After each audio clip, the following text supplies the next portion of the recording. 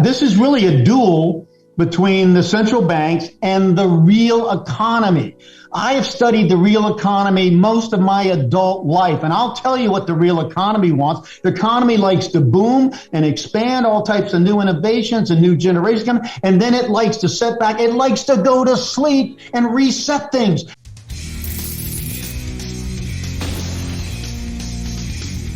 In today's video, Harry Dent, author of 0 Hour, talks about what's up with bonds, the next moves of the Fed, the raging inflation and the coming recession. Dent has been predicting a great reset of the biggest financial asset bubble in history. The market historian predicted a painful crash in stocks and an economic depression, and discusses the next moves before the big crash. He believes that the top is in and the Fed is tightening aggressively. Could the markets make a new high? Why don't you give us a little bit of a catch-up in terms of your thinking? Okay, first of all, first thing to get, the greatest boom in history, which I alone called back in the 1980s, the baby boom generation moving into their peak spending at age 46, 1983 to 2007. Everybody thought the U.S. was a has-been, Asia was going to take us over, and we had the greatest boom in history. Now, the problem is that ended in late 2007, exactly when my 46-year lag for peak spending on the baby boom birth index peaked, and we've gone into a slowdown ever since. That slowdown actually in demographic spending potential, the most important thing in the economy, among a few others, really is bottoming around this year, 2023, okay?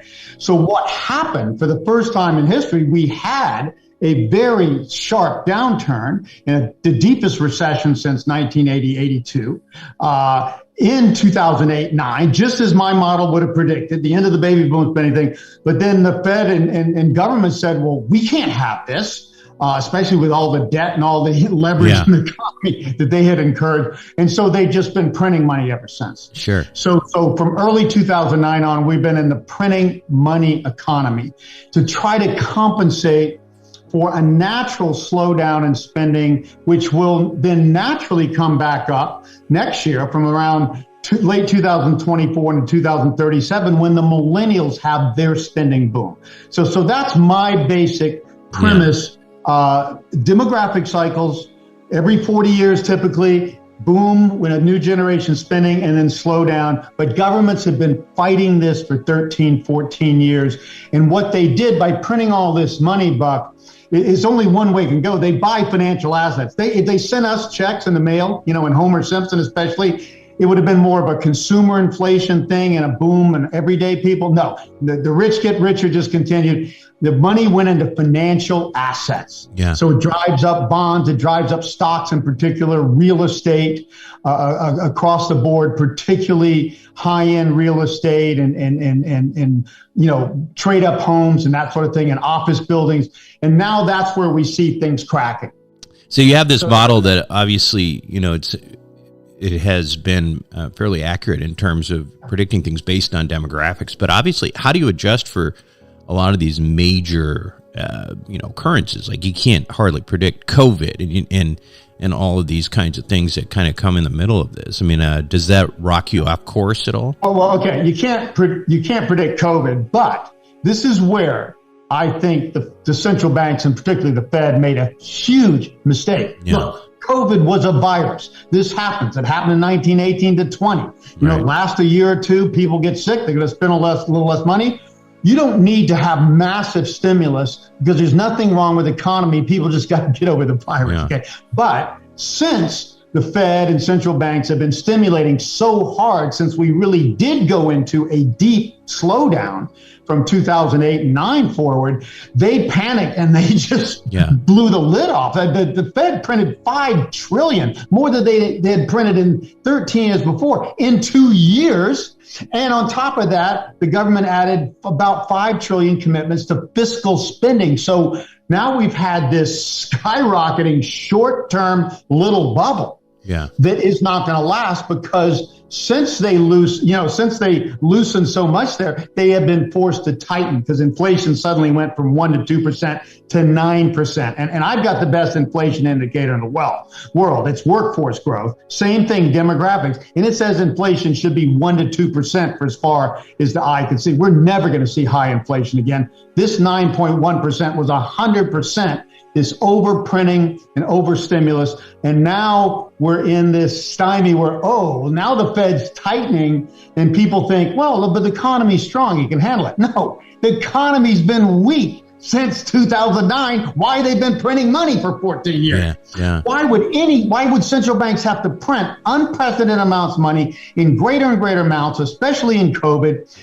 unless the economy was weak? And it is weak, and it's about to turn strong a year from now. So my view, Bob, and it's very simple. We need to clear out the garbage, the bad debts, the zombie companies, which are all at record levels beyond anything compared to 1929 or 1968 or any other major booms in his. We need to clear out this stuff so the millennials can have their boom. Yeah. And without all this debt overhang and stuff and all this stuff. But nobody wants to do that because, of course, that would, without question, cause a recession. And in fact, we should have been in more like a depression off and on from 2008 to 23, just like 1930 to 42, back 2 generations and back, tech cycles, everything I study. So that's where we're at. We need to let the economy deleverage for a year or two so we can have the next boom. The truth is, they're not going to do it. Yeah, they're not going to do it. Right now, the markets are revolted. The markets are going down just on this little tightening. And now the Fed's got this thing. Well, do we suddenly turn around and loosen, which would look really stupid after they tighten after all this loosening?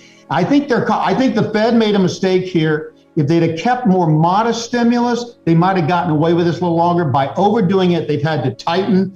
They're going to have to at least go a little more tightening, and I think that's enough that the economy's weakness will show later this year. And I think we're going to see stocks go a lot lower, and this will be good. Stocks will go back to normal. Home prices are the most affordable by far in all of history. Roaring 20s didn't see a great housing boom because credit wasn't so easy back then. Okay. You had a 5-year mortgage and 50% down, no speculation back then in housing like today. So this real estate bubble globally is the biggest sign of how big and global this bubble is. The stock bubble, we're having the second tech-driven stock bubble, 2000 and now 2021. We need this bubble to deleverage, bad debts and stuff, and then we can have the next boom. If not, we're going to be in murky waters. And I think it's going to happen despite the government here because they did finally have to tighten from their own miscalculation. I do think they could have kept this going another year or two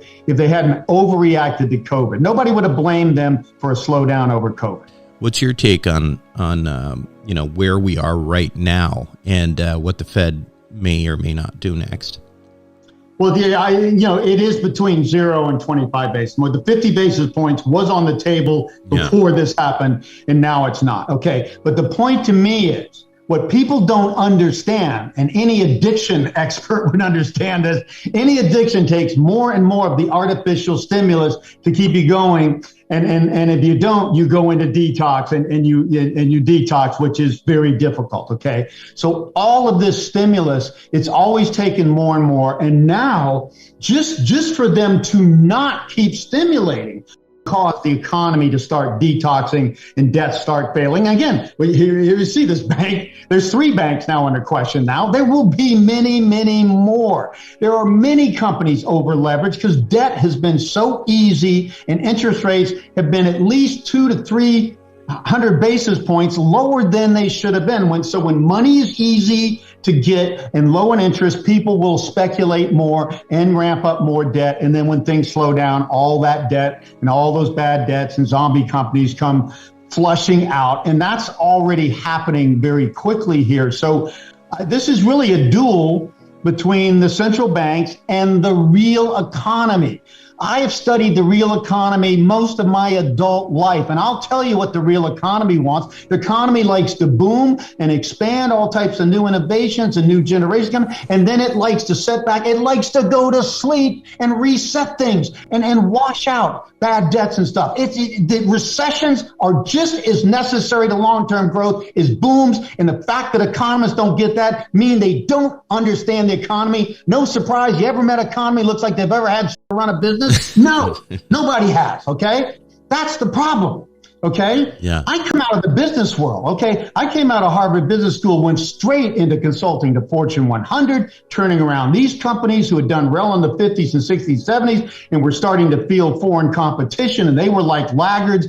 And then I said, well, this is too boring. And I started consulting to new ventures, the new baby boom oriented new ventures, dealing with this new generation. And that's when I accidentally discovered, oh my God, the baby boom generation is the biggest thing that's ever hit the United States and in the developed world. And we're going to have the greatest boom in history when everybody thinks Asia and Japan's going to take over, and they will eventually, but it hasn't been the case. US and Europe have had a great boom, US especially, and now we're peaking.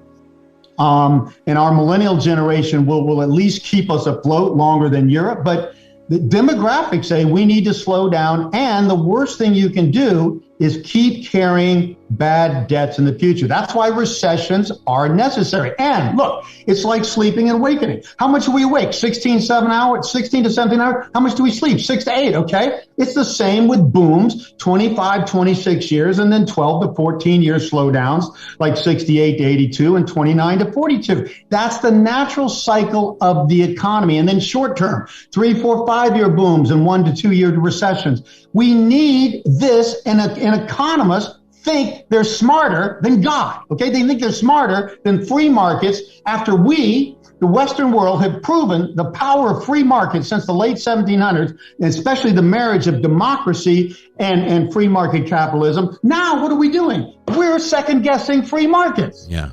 I hope the Fed fails here so badly nobody ever listens to them or lets them run the economy. Their job is not to run the economy and keep it booming as if they would know how to do that anyway, and they don't.